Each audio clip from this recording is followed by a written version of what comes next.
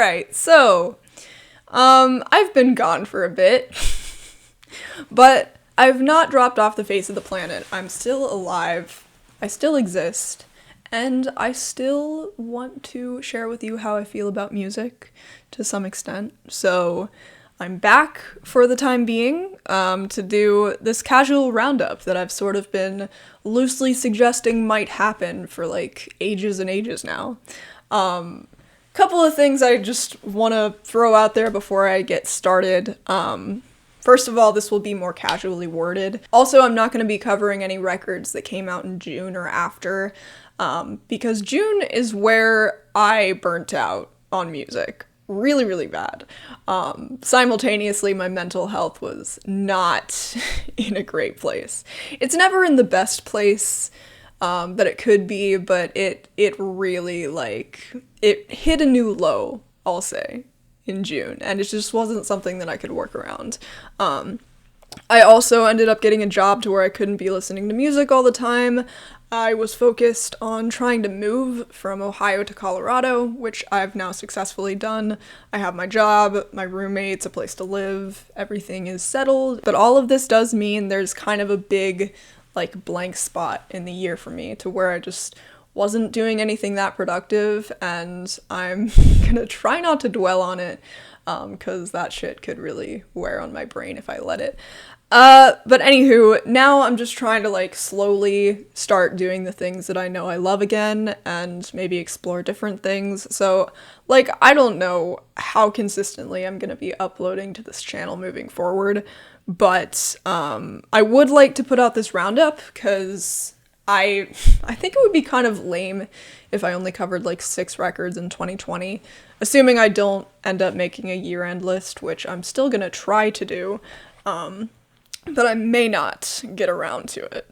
It's just that records like the new Jesse Lanza and the new Nicholas Jar make me really, really want to, but we'll see if I end up finding the time. I am going to be going in alphabetical order on purpose, so if there's a record that you're interested in hearing my thoughts on, feel free to skip around and try to find it.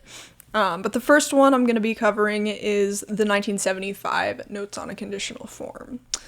So, listen, I feel like, regardless of how I feel about the 1975's artistic identity and whatever the hell went on the drawing board of their last 2 projects and the mess that I imagine it probably was, both had tracks that, accidentally hit the spot. I feel like the 1975's strongest suit has always just been evoking beauty for the sake of beauty. And really throughout their whole discography, I have caught on to moments that have given me, a brief high or sensation of flying. It's the core thrill that would come in sex or infatuation or drugs, just all the type of stuff that you experience at its height when you're younger. But it is very, it's very, you're driving through the city at night with your best friends in the world, and your favorite song comes on the radio, and you're all screaming at the top of your lungs to every word, and you just feel infinite, you know? It is very that. And I'm not that mad at it, because I do feel like the feeling is still there and tangible. It's just that sometimes they're trying to evoke it with production that is a little bit thin, especially on their debut. And on this record, first of all, the electronic tracks just fucking, even when they're dead on to another artist, they just glide over the ears like silk. They feel like being bathed in gold or something like that. They're impossible for me to resist. A track like Frail State of Mind really, it makes me feel like I'm in the aftermath of a storm or something like that. It's very moody and gloomy, and And those pianos just really give me the sensation of like being wiped clean in some kind of way. It's like they're trickling through my body and like dissolving me into a puddle of runoff, just leaving me feeling very free but very lost at the same time, or something like that, some shit like that. Now with that being said, as a whole, like stylistically, this project is like just a teenager full of mood swings and hormones. It's like, can we just make sense for like 5 seconds? But at the same time, it's like the 1975 don't have that distinct an identity by themselves, and it's not like they're putting their own spin on what they're borrowing from, so I guess they're doing an okay job for the amount of styles that they're just shoving into one project. Like, it is all working pretty harmoniously, just as one big pop album, and I guess the sheer idea of like future garage and country or indie folk both working together in the same project is kind of cool to me. And by default, none of these styles are like unflattering when they wear it, I guess. Like every song here sounds agreeable or like pleasurable, except for Nothing Revealed, Everything Denied. And for me personally, Me and You Together song as well. This track just, every time I hear it, I like can't shake the feeling that I'm watching like the opening credits to a tween movie or something like that. Not the biggest fan, but I think there is kind of a case of accidental genius in the first 4 tracks on this record, and specifically how they're sequenced. They're all very different from one another. It's like almost disorienting, but that works because it's like right at the start of the record, and it's like I'm on the edge of my seat waiting to see what the hell they're gonna pull next. And it's just like one big intro. And I think each one plays off of what came before it pretty surprisingly well. Like, okay, the climate change thing is cool. I mean, maybe I just find this moving because it's like an issue that I consider pretty close to my heart. And in general, I like and respect the idea of Matty Healy wanting to put this at the start of his record, making sure people hear about this directly from someone who definitely knows. It's just kind of a shame that it never comes up again. Like, for the entire duration of the record, it's like, well, okay. But I like the fact that People comes right after this song, because it's like that issue is still kind of hovering over my head for the duration of this track, which I like. I will say the lyrics are kind of unfortunate, and this is a case of the 1975 doing that classic 1975 thing where they just jump from really broad unrelated issue to broad unrelated issue, making it really clear that they didn't have anything of substance to say from the get-go. And also, like, I don't want to like stray too far away from this 4-track run, but for example, like this On the Birthday Party just has nothing to do with the point of the entire track, and it's just like a detail of life that like has no relevance to anything or like meaning that is actually worth like bringing up and like putting in a song. I don't know. The point is, the 1975 are not great writers to me, but I do like the track People in general. I think stylistically, even though this is very outside of the 1975's lane, it's like the gut-splitting ferocity of the performances is what sells it. And like that just makes me feel like they're making it work on sheer willpower, because they really fucking want to, which is endearing to me. And again, even though I wish it was articulated a bit better, I think, like, what Healy is getting at here is just, like, we need to force shit to change, like, right fucking now. Or just, even within your personal life, like, you just have to stop sitting and rotting and force some kind of meaning or passion into your life, because no one else is gonna do it for you. And yeah, I generally like that message. This is like the musical equivalent to just being sprayed in the face with like a cold hose or something like that. And then following that track, you have The End, which just has these strings that to me kind of feel like all the adrenaline of People was just catapulted into the air and you're like free falling to the ground. And then once Frail State of Mind hits, it's like, okay, now the record is actually starting. So that's why I think that there's something low-key satisfying about the way that this record starts. So the next thing I want to say, like, there's not even that much substance to it. I just think there's something about the birthday party, man. Like, there is some quality I like about this track. I think that it has to do with how sedative Healy's vocal performance is and how loopy the production makes me feel. Like, it's like these country guitars and pianos are just like floating midair all around you. And I believe this track is talking about, in general, wanting to be somewhere else at an outing or something like that. So I just always picture Healy like in the back room by himself, just like back against the wall, like singing this with his eyes closed or something like that. I don't know, shut up. Just like the whole scene is like blurring and just floating all around him and he's like clocked out. On this record on the whole, I did notice there was a lot of like wet autotune and vocal pitching being used, so that to me gives it almost like a partially underwater type feeling and makes me imagine some of these scenes like through a blurred or fisheye sort of lens. If I were like legitimately writing about this record, I think I would probably use like glow sticks or just something glow in the dark as imagery for like to suggest just how brightly the instruments kind of pop on this record.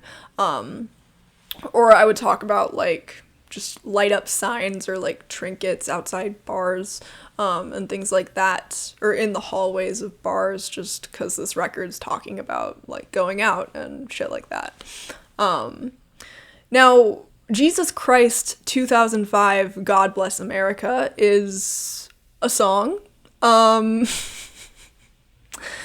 Like, okay, I think there is a point to the lyricism on this track. I think Healy is just trying to like draw some sort of parallel between like blind infatuation and people's religious beliefs, because both are like entire life philosophies, or at least just very all-consuming, but all they're really based on is like a vague feeling. And even though that doesn't sound very like wise of us, like, I guess maybe that's the only thing we can do to like keep living in this world and not die inside, but I digress. It's just that like the way that this is like articulated again is like very fucking weird to me.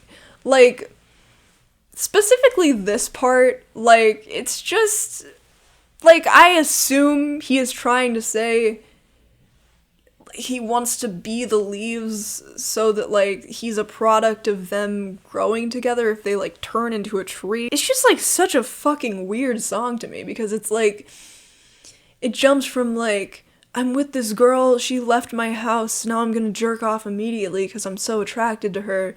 Now we're like growing into this beautiful tree together. It's just such a fucking weird track. I'm sorry, like, I just find it kind of funny. But hey, let's move on to another record.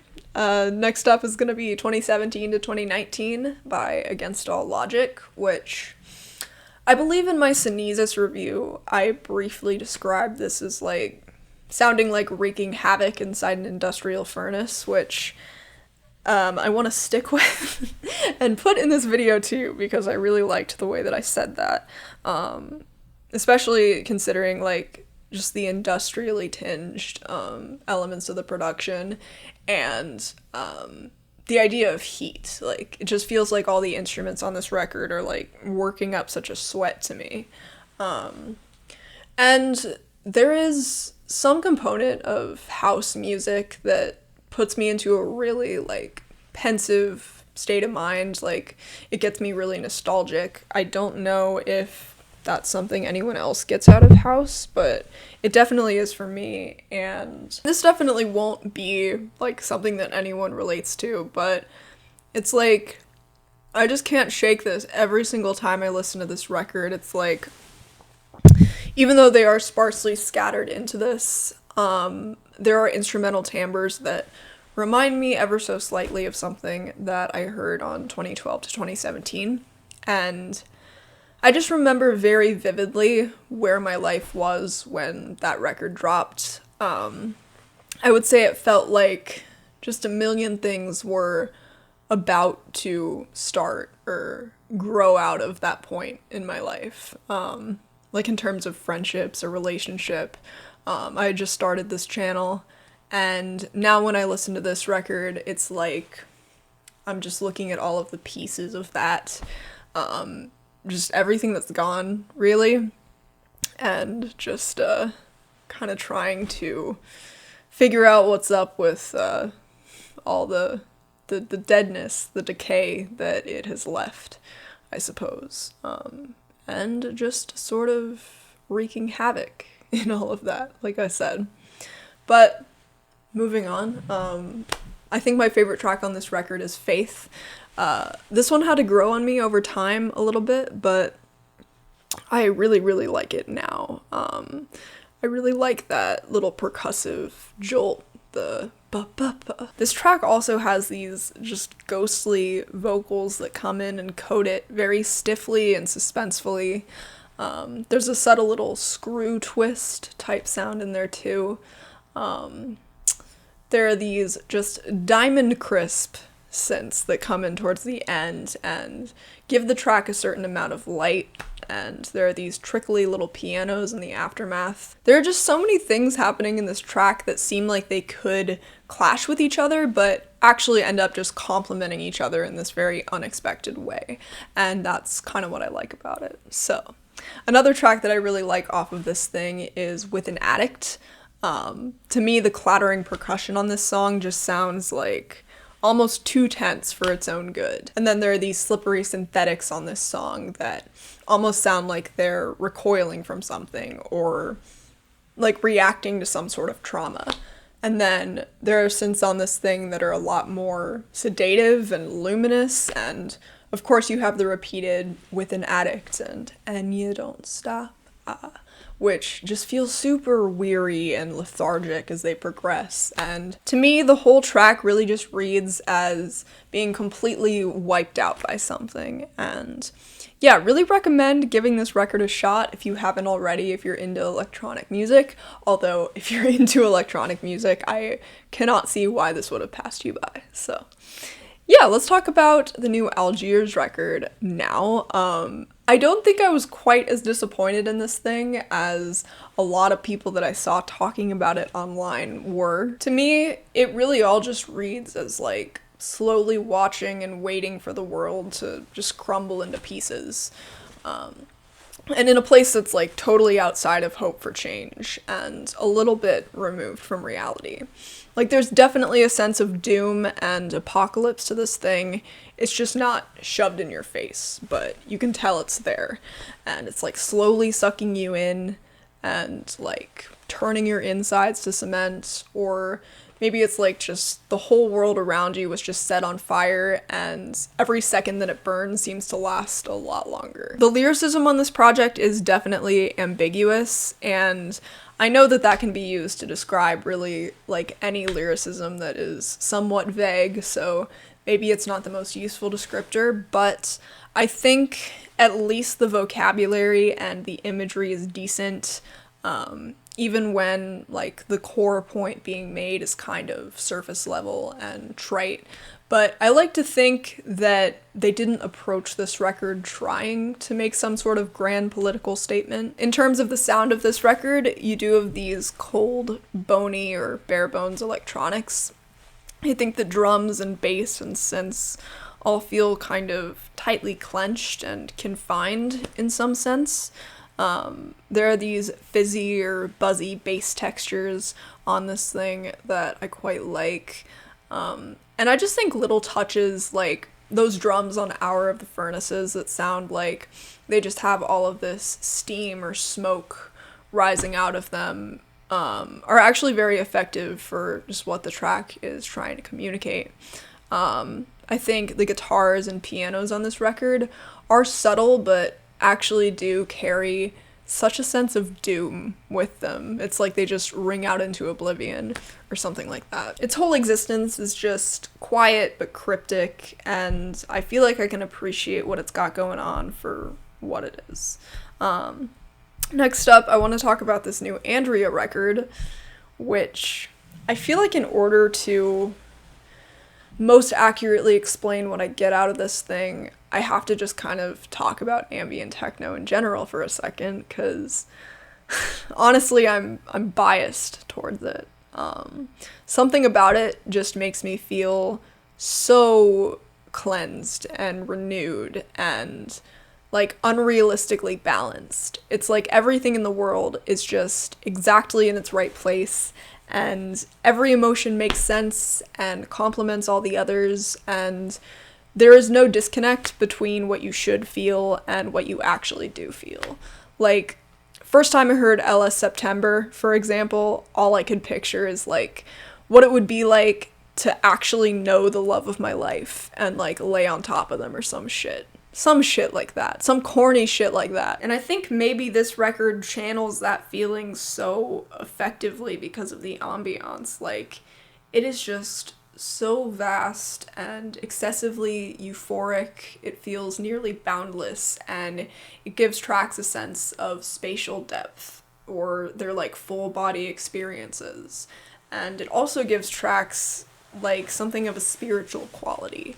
Like, they're elevating you to a higher plane of being, or baptizing you, or something. And it's like they just fucking glow. Like, they have such an imperial radiance to them, if you feel me. As I think is the case with a lot of ambient techno, there's definitely a sense of coldness to the sound design. Like, it feels like how refreshing brisk fall air would feel on the skin as you walk outside. And in that sense, it is kind of something of an environmental experience.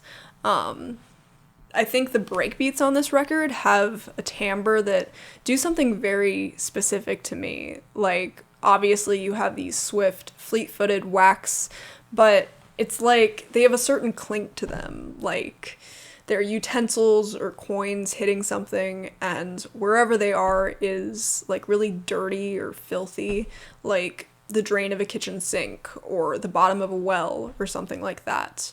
Or maybe just some kind of rusted or tarnished surface. What I will say about this record is that there's definitely a consistency to what the drums and the ambiance evoke in each track, but I think the emotional range here just comes in all the other melodies, and does so very well. Like, the intro track and Skyline kind of sound like you were just launched into this jet stream inside of an underwater tunnel, or something like that. LS September, I think, all around is a very gratifying track, but what my ears are always drawn to is that whistly synth line that sounds like it's very determined, but also like struggling to be there, or something like that. I think LG Amb kind of sounds like the sky is just opening up into this bliss or heaven, but then it also has those synths that kind of feel like pins and needles under the skin, or something like that. Track QY is kind of a cool one. It has like these little whiffs that kind of pan ear to ear and come in a very automated, orderly fashion. It almost reminds me of like an elevator shaft passing floors, or like revolving doors going around, or something like that. And then the track also has this very cold bass that sounds like it's just scanning the room and then disappearing over and over again. Like, if I were to write about this track, it would probably have to take place in a setting that kind of bridges the gap between sterile and mechanical. So maybe someplace like a dentist's office, or a doctor's office, or like an airport, or something like that. Rainf is kind of an odd one. There's like what I assume is like this sample just stretched or just like warped in some really strange way that makes it feel like it's just surrounding the track and like offsetting it a little bit. It's like just your whole concept of space and time is becoming really unstable and wobbly, and it's like you're really dizzy, you're about to fall over, but then within that there are like these synths that I can't describe in any other way than like very bright and aquatic, like just something that would illuminate the inside of the ocean very brilliantly. And it's just such a strange crossroad between these two things. It's like I'm nauseated, but now I'm like just being enveloped in this incredible warmth, which kind of makes that warmth feel a little bit fake or dreamt. Next record I want to talk about is actually not a record at all. It's a single. It is Arca's At, and I kind of just want to talk about Arca in general for a second, because she truly is an artist that I feel like I could just go ham on imagery for if given the chance. And fair warning, I don't know how much of this is going to make logical sense, but bear with me. Listening to her material makes me feel like I'm listening to some kind of freak of nature or grotesque serpent-like creature just contorting in all of these different ways, or it's like my insides or intestines are contorting. Sometimes her material just sounds like this rupture or burst of burning passion, which makes me think of falling in love, but I always imagine it as just love between two weirdos, and a fearless kind of love, because her material is so flashy and bordering on ostentatious. And a moment that has always stuck with me in her discography is on Urchin, where it sounds like all of these cells are just gathering together and trying to manifest something tangible or like break out of a bubble, but then they all just collapse and dissolve into space. But I guess in general, self-titled was kind of a different experience for her catalog, because she was using all of these vast, detuned synthetics that to me kind of felt like just being neck deep in like pools of lukewarm water, or it felt like my body was like rising to a sickly temperature or something like that. And I feel like I can't describe the synths on this thing in any other way than just sounding like gemstones or diamonds with a really like cloudy, tainted, like yellowing surface or something like that. And this thing, as compared to what I've heard from her before, is much more ever-shifting. And honestly, I kind of wish that she let certain moments on here simmer for a bit longer, but that definitely does mean that this project has a very riotous energy to it. The drums on this thing are just crunchy as hell, and I feel like the way that it's broken into sections feels pretty choppy, so it's like I'm just looking at all of these hard-edged, fragmented computer parts just scattered everywhere. And this thing uses a lot of just silvery synthetics that sparkle very brilliantly and feel like they're coming out of some kind of just snow-covered enchanted palace or something like that. And it just comes back to these atmospheric portions incrementally, so it's like it's just reminding you that that palace is there or something like that. And as is the case with Arca's material in general, I definitely get the sense that I'm like being dominated by some kind of higher power or sovereign, but on this project I feel like that being feels a lot more distinctly evil. It's more like corrupt royalty or something like that. And I would say that these portions feel pretty cinematic too. And yeah, there are just a lot of weird fucking moments on this thing. Like, at one point it sounds like just a truck is just running over everything, and all of this like smog and dirt is just flying up all around you. Or it's like a car is just making really sharp turns and you can hear it squeak as it does. There's one point where Arca just starts laughing maniacally. Like, inside of it is like, what the fuck is going on? At one point it sounds like just a choir of gnomes is just like making all of these fucking noises, and like they're all just duplicating. It's like, fuck. Like, this thing is so strange, and I must have just sounded high as hell describing it, but I swear to God, this is like exactly accurate to my experience, and you will probably get some weird shit out of it too, so I would definitely recommend giving it a shot, because even if you hate it, you will not have another experience like this. Next up, I actually want to talk about Arca's other record that came out this year, Kick Eye. And we may as well start by talking about Requiqui because, oh my fucking god, this song is so sick. Like, it has these currents of synth bass that feel like they're pushing you back, in a sense, and then these drums just come in and attack you, and then more of those are added, and they make, like, a whole wall in the song, and then at one point it sounds like all these bombs are going off in like a battlefield of some sort. I also just think Arca's vocal melody does so much to make it feel like this momentum is all just being set off at once, and even the way that this track is just sequenced in the record, it's like the first 3 tracks were slowly building that energy, and then all of it just detonates here. Like, I can't listen to this in any other way than like seeing it as this grand power seizure, where it's like you're leveling up or ascending or something like that. The drums on this record just flap around, they hit like whips to the face. Sometimes listening to this thing feels like you're playing a game of whack-a-mole or something like that. I get the sense that I'm like falling under the control of a royal power or sovereign in the way that Bjork sings, like the very dominant way that she sings, and also Arca, even on tracks like Color. I even get that sense in the stringed instrument on McQuay Trefe. I even think that this record just accentuates the beauty of Spanish as a language to someone who doesn't speak it. And I will say that all the compositions on this record are a little bit messy.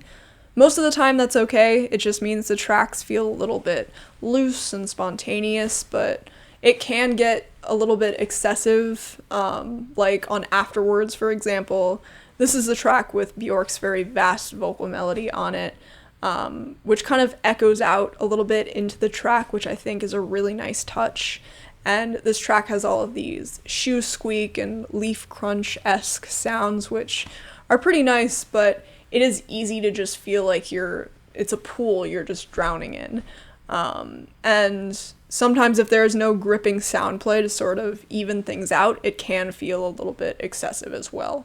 But overall, I really like this album. Another hit from the Queen, Arca. Next, I want to talk about the new Arm & Hammer record, which is very much one of those projects with lyricism that just feels like this intricate web that you kind of have to just untangle piece by piece for yourself. And it's not even necessarily like this is the most verbose writing in the world. Like, it's not an Aesop Rock type deal for me. It's not really about the vocabulary.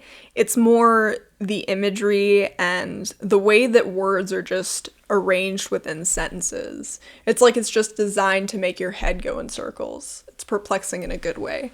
And it's funny, like, I never know necessarily if there is a grander point or meaning to a track, or if I'm just like sitting there trying to connect dots that aren't even supposed to connect, or find threads that aren't really there.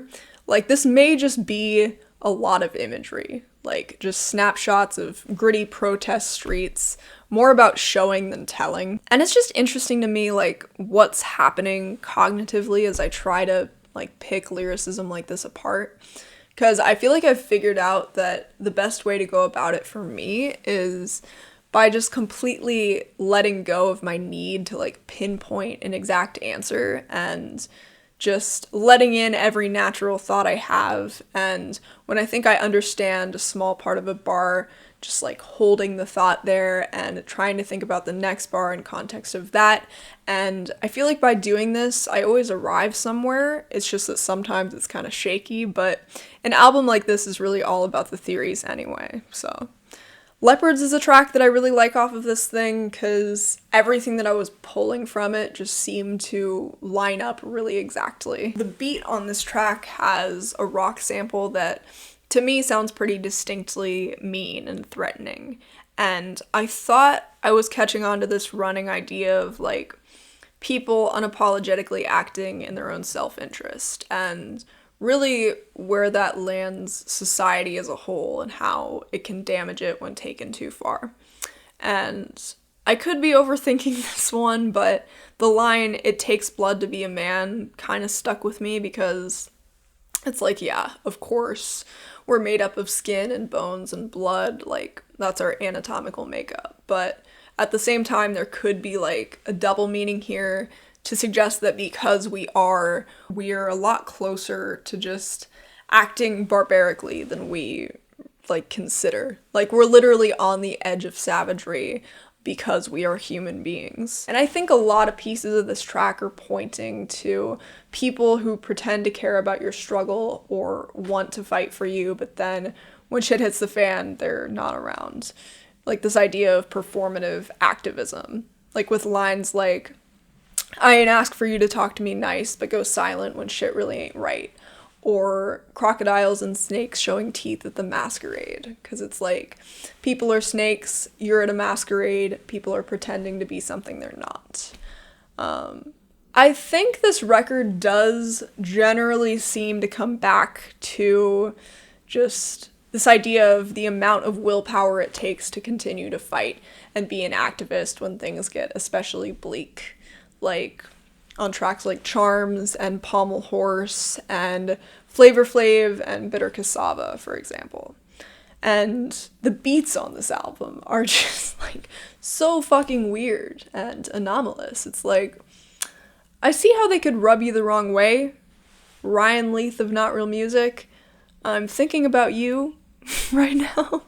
But personally, I really like almost all of them. Like, Slewfoot has like these ghostly, hazy, like just ripples that kind of have a glow to them. And then there's a stomping kick snare that just kind of wades through the track, and it just puts me in some type of headspace. And so does Frida.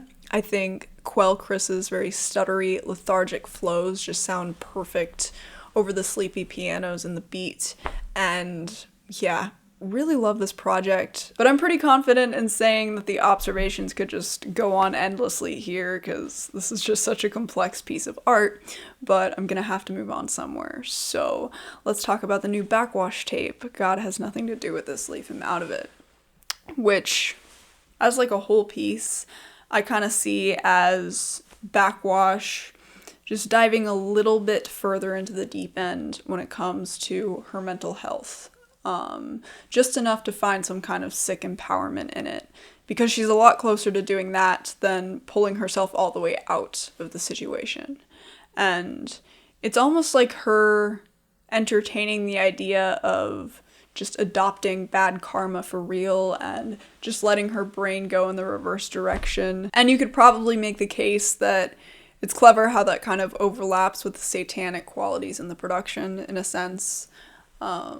But yeah, a lot of the verses on this thing just very much feel like messy rants to me. Just her thoughts in their ugliest, rawest, most unpolished state. And it's like she's just trying to get out all that gunk in her head and something of a cathartic blast. Especially when she projects her voice, which is like she's trying to feel above the pain in a sense. Yeah, this project just very much makes me feel connected to the type of void that just can swallow anyone at any time. No one's immune to it. And there's this part at the beginning of Into the Void that suggests, like, if you're in the in-between, or if you don't know what you want out of life, what you care about, what you believe in, you're never going to be focused enough to see the point in like anything. And this track also brings something up which is a big part of this record on the whole, and that's just how Backwash feels even just being out in public because she identifies as a trans woman, or even just how she feels unsafe in her skin when she's around her family, which just like you can feel like you have such a sense of identity and you know who you are, but because of what that is. In certain situations, it's like you're just always gonna feel uncomfortable. Like you'll always be subjected to that, and it's just like no one should ever have to deal with that. In terms of the sound of this project, I think it's kind of cool how it combines trap and metal, because both in essence just imply something cold-blooded. There are a lot of bulky, hefty drums being used on this project, and a lot of seared guitars, especially on like Into the Void and Black Magic. There are these clinks on Black Magic and Amen that kind of feel like hot metal on the skin or something like that. I think the maniac vocal chirps used on Spells are kind of genius, because they just give the track such a like fuck it, I don't care anymore energy. And the girl from Black Dresses is on the hook here, and she just sounds so wretched when she sings. It's like she is perfect for this track. And Black Sheep has like this flock of voices that just sound like they're drowning in their own body heat and sweat, and really just give the track like a sense of claustrophobia. And yeah, really dug this project. Would definitely check it out. Backwash is an up-and-coming artist, so give her love, give her support. And yeah, next up I want to talk about Bladee. I can only really talk about Exeter for right now. Listening to Bladee kind of feels to me like how it feels when I'm really into someone. Like, I feel this sting in my chest. I feel kind of nauseated, but at the same time, it's like every feeling or sensation, every color in the world is like right at my disposal. And that to me reads as the idea that pain and true ecstasy, like the highest plane of ecstasy, no frills, are interconnected. Like you can't have one extreme without the other. And in the weirdest way, Blade's terrible voice kind of plays into how well he is able to just sell that mess of emotions. And I don't know that much about drugs, but I think he could also be trying to simulate how it would feel to trip on psychedelics or something like that. Like, just Bladee and his production very much come with this floaty happiness that feels a little bit synthetic in the same way that a drug high would. And also, I mean, I just think that when you're fucked up enough and you truly believe that nothing in your life could ever matter again, there can almost be like an illusion of just default happiness there, where it's like just everything around you starts to look hilarious. It's just like a joke. And I think when Bladee gets really materialistic and braggadocious, you can definitely tell that he's just suppressing everything, like, whatever, I'm Bladee, fucking Drain Gang, I don't care. When, you know, there's probably a bit more going on under the surface. But yeah, I found Exeter to be pretty consistently engaging in terms of the production, like especially for the runtime. There were just a lot of moments that kind of perked my ears up a little bit. Like Wonderland uses this sound that reminds me of like a windshield wiper, or maybe it's squeakier, so it's more like just a rag against a car window or something like that. Or maybe like just a flock of twittering birds is just inside the track. And it's strange, but my ears are just attracted to it. I like it. And I like how Rainbow Star kind of starts with these rising and falling keys, and then as those start to wind down, the track's just picked up by these greater whooshes, and those kind of just totally surround you in atmosphere and slide you up and down and carry you to the finish of the track. And yeah, DNA Rain uses a similar sound, but I believe it's slower on this one. And in terms of this track, I mean, I just think it's kind of incredible how little it's using to just evoke such sheer bliss or ecstasy. Like, it's really just those chirpy synths and the hi-hats and the falsetto vocals all working together to make it feel like this huge ascent. And yeah, really dug it. Really dig this project. Drain Gang for life, if you will. But yeah, I want to talk about this new Calendar's Commas record next, which, first of all, Kit Connor. For those of you who are kind of confused right now, my friend Connor made this as a class project, It's an ambient record, very much in the vein of like Tim Hecker, which of course I'm gonna spot because all I fucking listen to is Tim Hecker, and of course I'm gonna like this record because all I fucking listen to is Tim Hecker. I very much see this record as doing this thing where it uses decay to like cleanse the brain. Like, I remember very vividly, first listen I ever had of this thing, my head was just chaos, and it just shut off every thought in my head like that. It was like the whole outside world was just gone.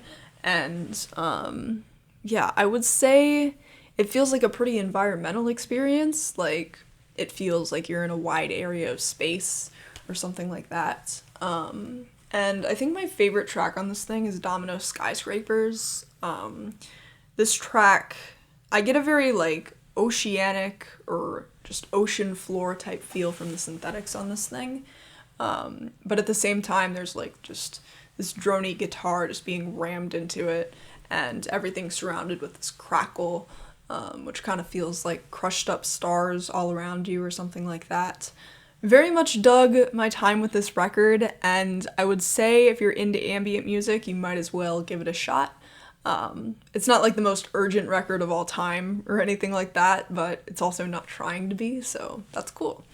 And yeah, let's talk about this new Caribou record, which is quite a humble record. It's a very adorable record. Like, it's a record that I want to like feed dinner and just tuck into bed. I want to read it a bedtime story, give it a nice kiss on the forehead, but I just don't care about it. Like, fuck. I generally like the sound palette on this thing. It's just using these really clean, smooth synths and pianos that kind of feel like just sunbeams to the skin on a super idyllic or picturesque afternoon, or maybe they're more like spritzes of water to the face on a really sweaty day or something like that. And it's like there is stylistic variety on this project, and most tracks do have a cool idea. It's just that they rarely ever stick the landing. If ever. I actually can't think of a single track on here that I would willingly come back to. I think Sunny's Time is kind of cool. Like, this track has these descending strands of pianos, and then they kind of start to glitch up a little bit, and there's like a hissing sound in there at the same time. It just all feels very somber and crestfallen, and I think Daniel's very soft vocal delivery definitely helps that. And then there are like these chopped hip-hop vocals layered on that are super tight and just agree with everything going on effortlessly. It's just that the way that this track closes out is super awkward and just unsatisfying. It's just a really disconnected track when you look at it as a whole. This is also one of the only tracks on the whole record to where I feel the vocal delivery is actually helping what's going on and not just contributing to the track feeling a little bit more flat than it would otherwise. And it's like, at least I can remember this moment, because when I distance myself from this record even a little bit, the tracks that came across as the most fulfilling in a full listen, like New Jade and You and I, just seem a lot more mild in retrospect. Like, there's just not a lot of actual pull to even my favorite moments on this record. And Never Come Back is a song that I've seen a lot of people list as their favorite on this thing, and I'm just a little bit in the dark as to why.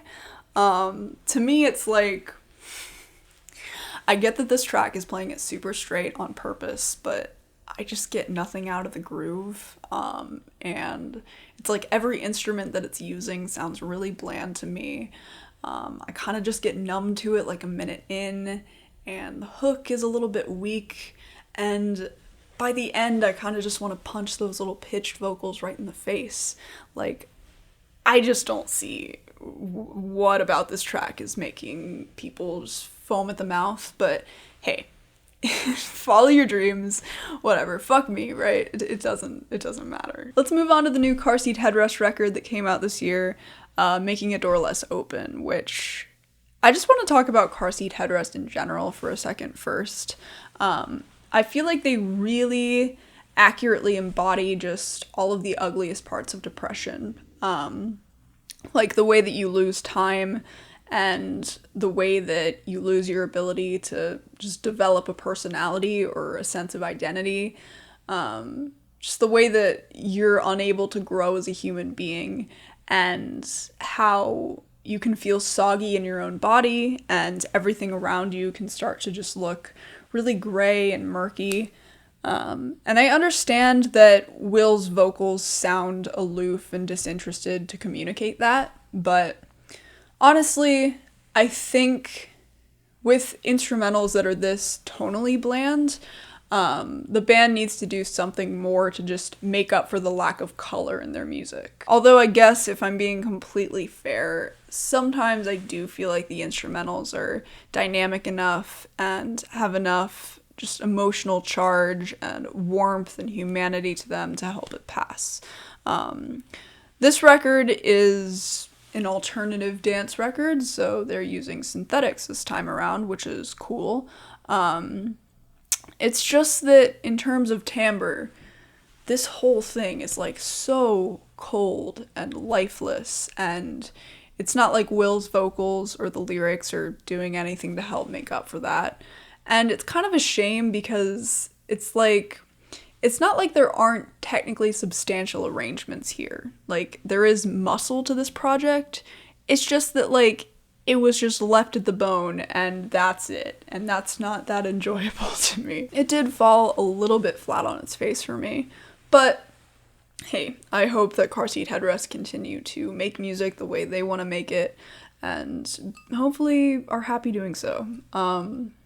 Next up, we may as well talk about this new Carly Rae Jepsen, dedicated B-sides tape. This was Carly Rae Jepsen, so of course you're getting innocence and sugary sweetness to the max fucking degree possible, and the production here is glossy and glides over the ears in a pretty satisfying way.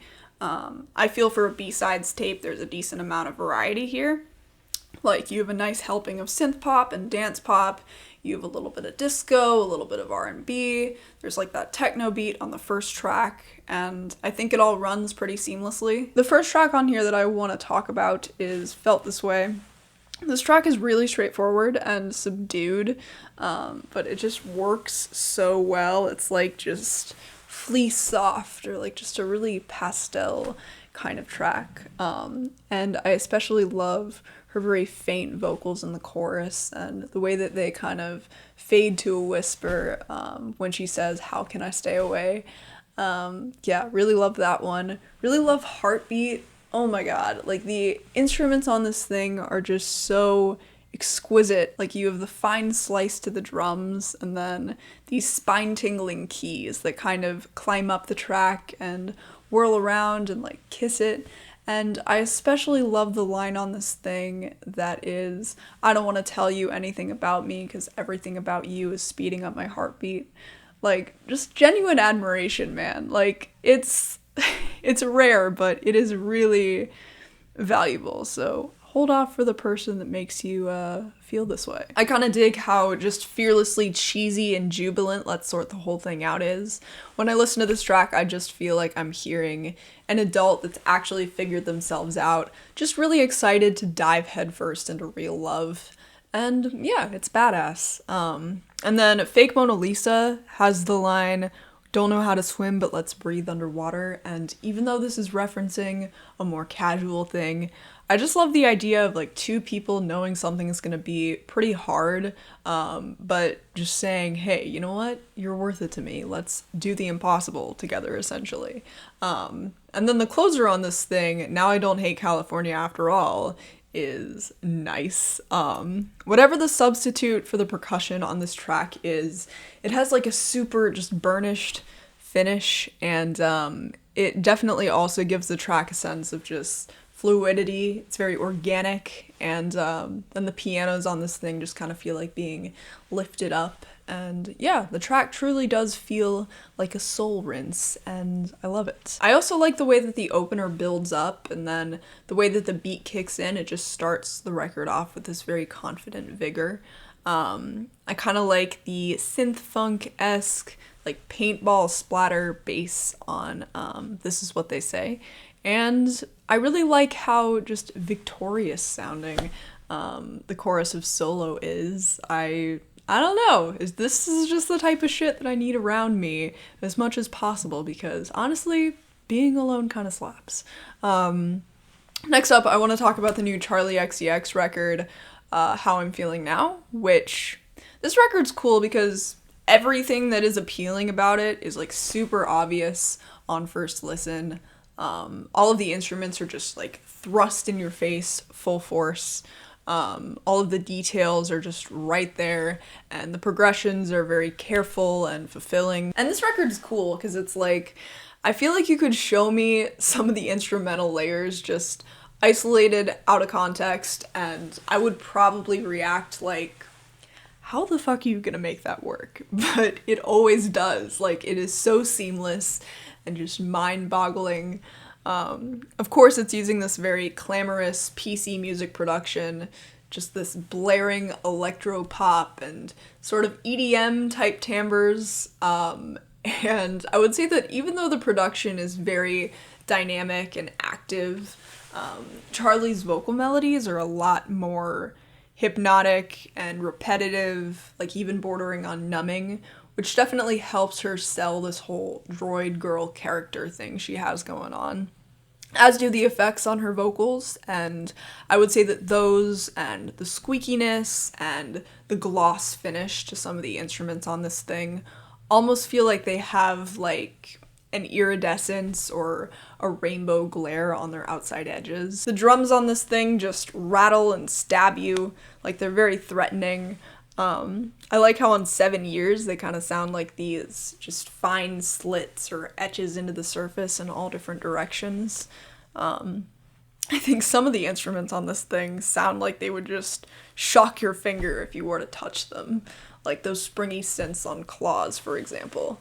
I think some of the instruments on this thing sound like they could have been made out of malleable metal, or maybe like sheets of metal with very jagged, uneven ends. I would say that C 2.0 sounds like just a metal instrument grinding itself into dirt or something like that. And I love how on Forever you kind of have these waves of like smog or vehicle exhaust just coming back at your face as the track progresses.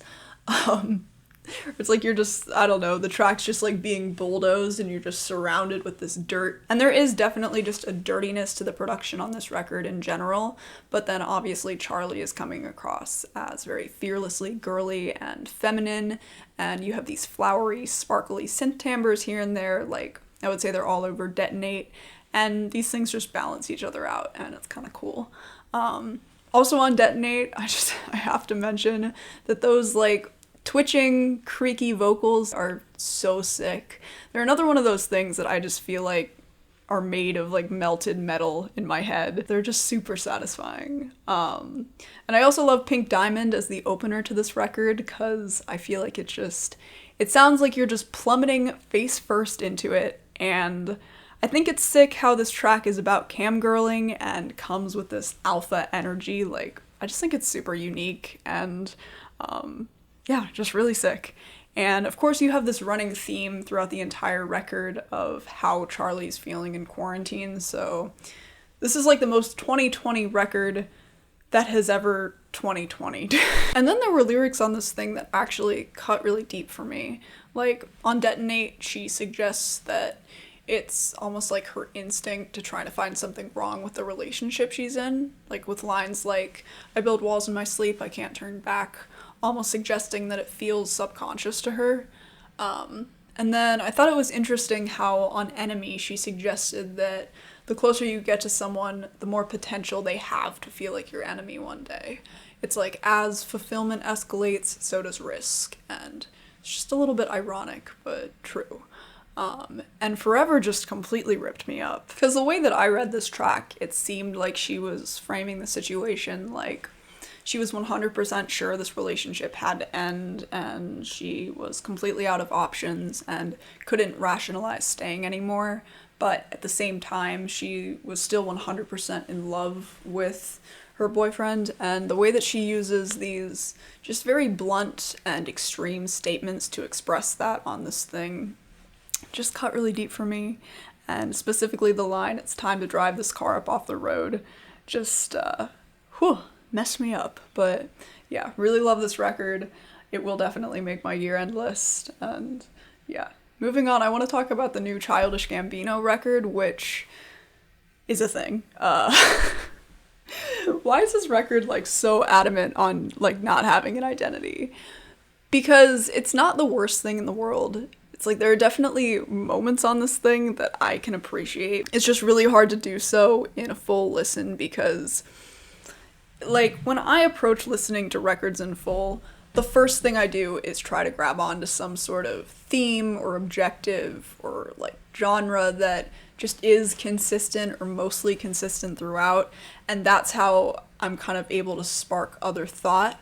But when I never get that, it's really hard for me not to just spend the whole listen confused and kind of dissociated. But I do really like the track 1910, and I like how this track suggests that if you have anything of value, you're going to be exploited for it in this world.